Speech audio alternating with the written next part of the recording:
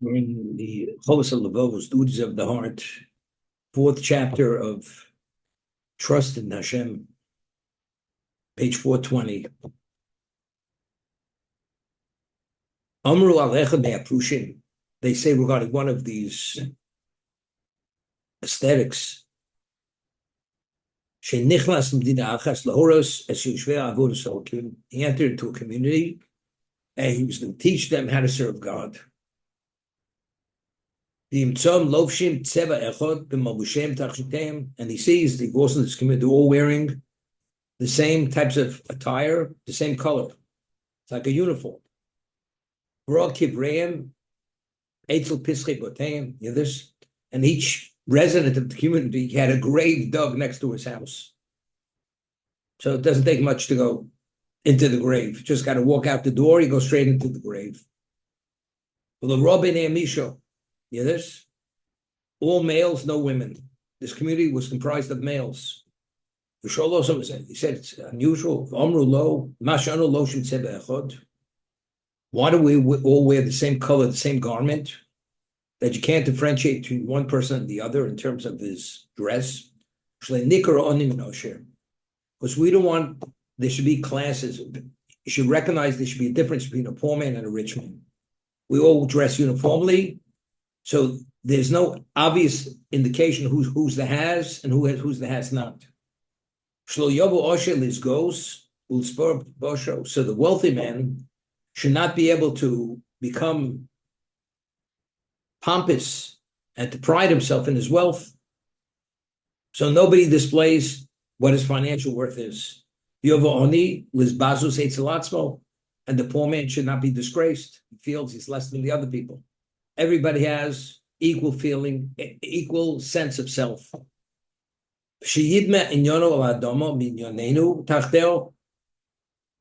And our connection to the earth is the same. Everybody has the same connection. They spoke in the folklore. There was a king,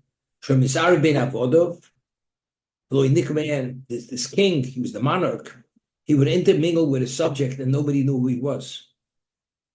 And they show you knowing because he wanted to remain humble. If he always acted and displayed himself as the king, he was concerned he'd be carried away with his power. So every once in a while, to recognize who he's not, he would go dressed in ordinary garb, attire, that he shouldn't allow himself to become emboldened because of his position. He should maintain a humble spirit. Why do we have our graves are dug right in front of our houses? They should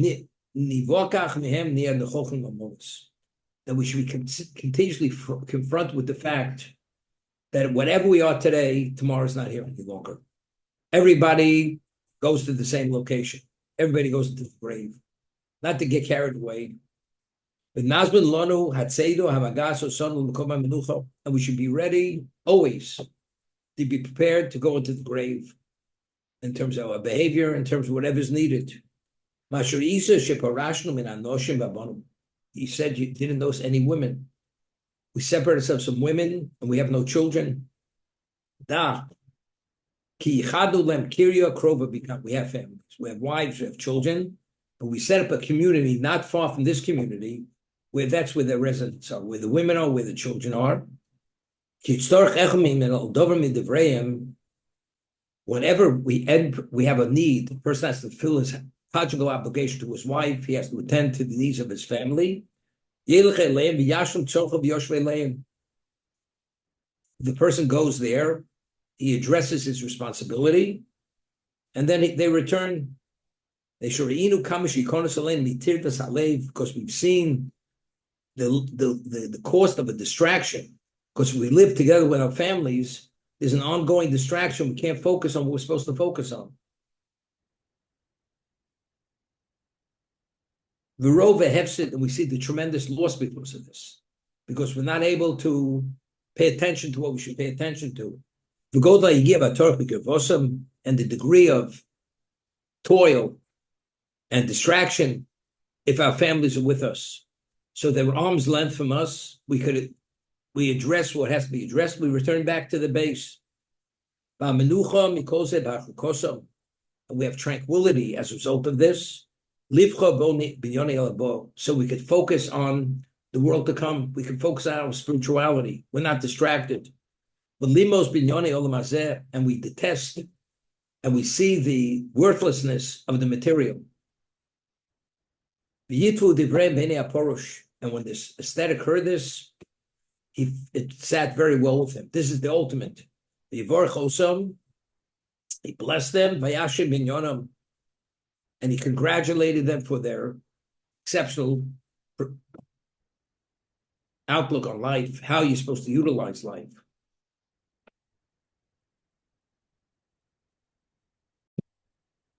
In the war, Jews were fugitives. They were fleeing for their lives. And every moment they heard even a leaf move, they didn't know if that was the enemy, or a sound, maybe an animal, maybe the rustling of the wings, leaves. They never knew what it was. In that situation, you have no peace of mind. Every moment you're consumed. Am I going to live? Am I going to die? That person has no tranquility. He has no responsibility. He's not fending for a family. He's not supporting a family. At this moment, he has no obligation. But what is he consumed with? He's consumed with his survival. If a person's consumed with his survival, you understand? You have no tranquility, you have no clarity, you have no focus. Because your focus is specifically limited. Do I live or die?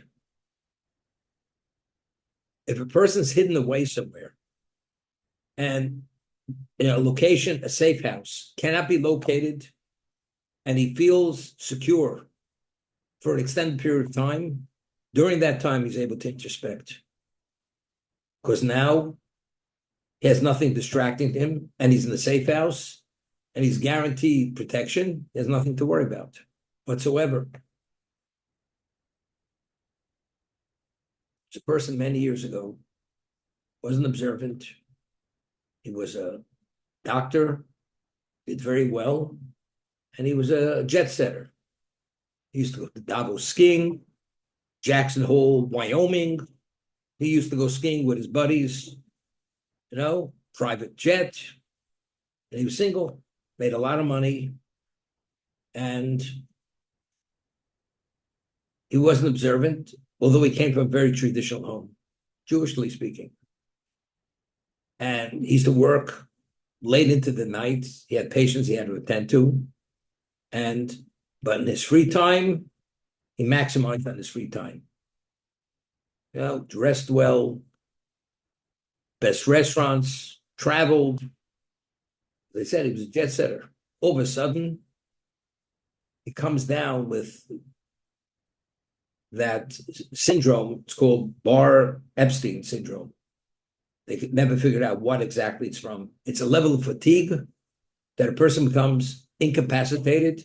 You can't get out of bed. You don't have strength to lift your head. And he's a very smart person, this person, very high IQ. It's not even just a great earner. He had a good mind. And he wasn't in the financial, he wasn't in the market, but he understood, and he had a very smart person. Here he's laying in bed, looking at the ceiling, trying to keep himself occupied. And he has a lot of time to think. Closes his eyes, his head's looking at the ceiling. When he opens his eyes, where's he going in life? Nowhere. Here he was this hotshot jet setter, slick, dressed, popular. All of a sudden now he's confined to his house. His friends visit him once in a while. But you know what? All his popularity, all his energy, everything, he doesn't even know if he's getting it back.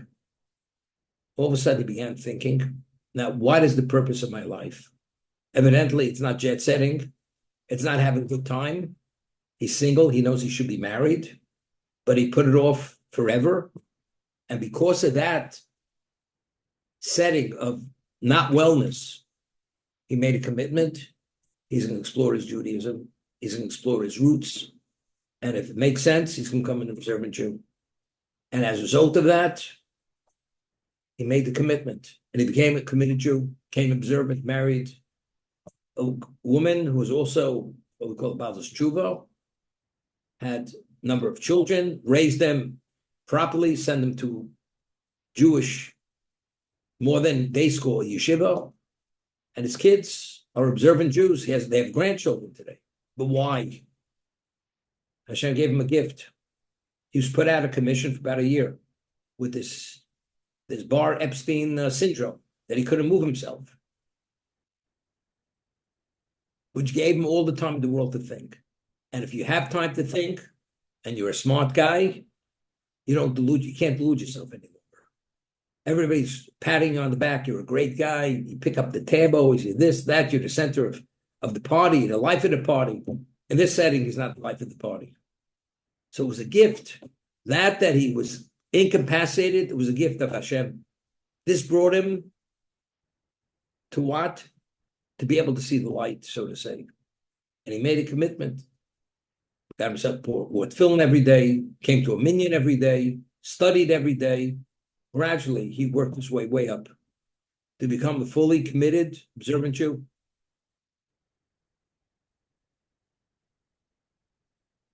The Talmud tells us that a man who marries too early, it's a millstone around his neck. Yeah, a millstone. You know what a millstone looks like? Circular piece of stone or concrete. And you have two stones, and you put the wheat in between, and you turn it, and it crushes the grain, pulverizes it, the flour. Could you imagine walking around with one of those weights around your neck?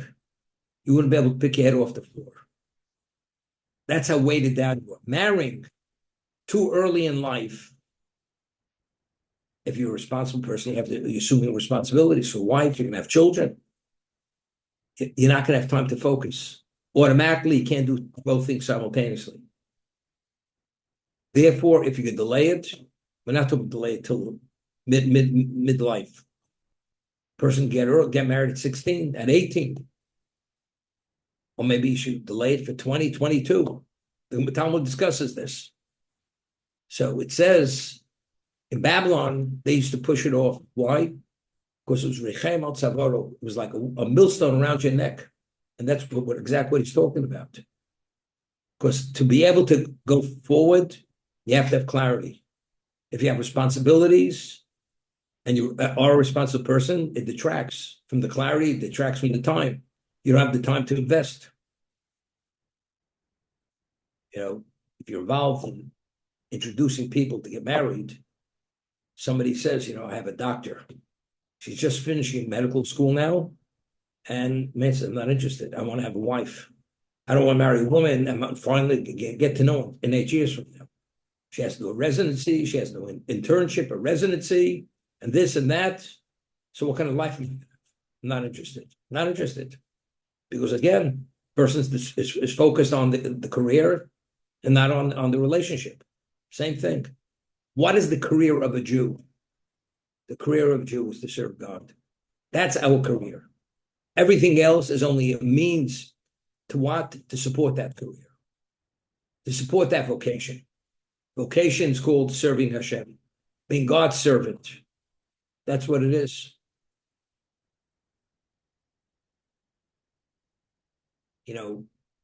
The president, he has the Secret Service to protect him. So they have to go to school to be taught how to be reliable Secret Service, to provide the security, to provide the protection. So both in physically, they have to be fit. They have to be trained how to use weapons. They have to be trained how to self-defense, fight, whatever it is. All that training is for what? It's to what? To be able to be qualified to protect the president or the vice president or some, whatever it is, some elected official that he's supposed to have this security. Every Jewish life, what do we invest our lives in? Creating that perspective and maintain building ourselves to be ready. You got to be ready for real time. You know what real time is? Real time is checkout time. Yes, you go to a hotel. Real time is though it's when you have the shows in the hotel and everything. No, real time in our life is checkout time. When you're checking out, that's the real time. You got to be ready for that checking time, and you better be paid up, and you better have means to be able to address the checkout time. If not, every one of us would have a problem. Respond. My comment, Rabbi, is it's seemingly spending every aspect of living to prepare for dying seems a little morbid to me. And I guess if that's what it is, I maybe have it wrong, then I better work on it. Okay, but first let me make it clear. When we live our lives, we don't think about dying. It's at the back of our minds, but reality is we're not here forever. And we have a life that we have to live responsibly, because ultimately we were endowed with this life for a purpose. What's the purpose? To be able to achieve the ultimate. What's the ultimate? The world to come. That's the ultimate. So when you think about it in that context, you're not thinking about dying. You think about the ultimate level of accomplishment. Well, what happens to a person? You have a deadline to deliver a project, and you don't meet the deadline. What happens? You're going to be terminated. So what motivates you to make sure that project is addressed responsibly and done professionally, knowing the consequence if it's not? That motivates you to do it right, because you want to get the bonus and you don't want to be terminated.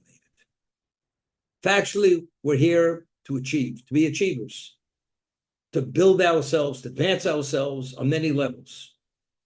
But factually speaking, if when it comes checkout time and you don't meet the deadline, as they say, you hear the music, like the person doesn't have the project ready when he's supposed to, he's terminated. That sounds pretty depressing. What do you mean depressing? It's within your ability. You have enough time, you have enough background, you have enough capability, do it right. Why is it depressing? Well, I thought I could sit back, collect the check without doing anything. You know something? As they said, you better grow up and understand what life's about. Life's not what we talk about, what we call easy street. It's not sitting around doing nothing. Achievement takes investment of time. But that sounds pretty tough. That's not tough. That's life. So it's not depressing. So it's the same thing. We're here to achieve. If whenever it's time to leave this existence, we hope that we succeed in our achievement. I don't see it to be so depressing if you put it in that, see it through that lens. It happens to be checkout time is called dying, but that's when you collect the big bonus. That's the proof of the pudding. What in factually, how did you actually succeed? Did you succeed or did you fail?